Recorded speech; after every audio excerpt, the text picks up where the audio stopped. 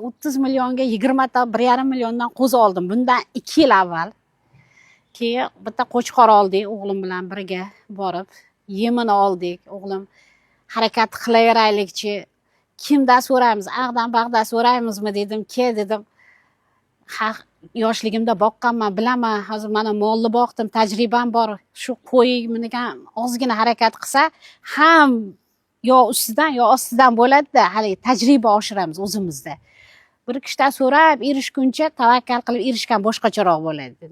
Endi natija birdaniga zo'r bo'lib ketmaydi. Yo'qotishlar bo'ladi, kasal bo'lishlar bo'ladi. Kasal bo'lishgandan o'zim ham birga kasal bo'ldim. Xullas yo'qotishlar ham bo'ladi. Allohning bergan rizqi ekan, yaxshi niyat, ota-onamning duolari. Shu sabab hammasi tug'ib berdi 20 ta qo'yim. 25-yil birinchi marta qurbonlik qildim.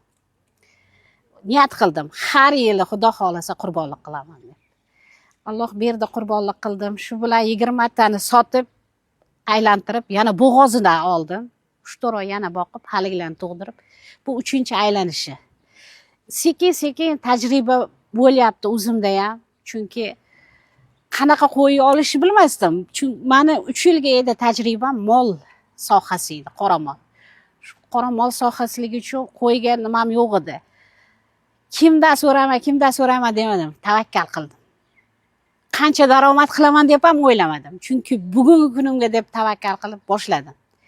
Natija yomon bo'lgani yo'q. Alloh beraman desa, harakatingizga yarashasini olaverarsiz.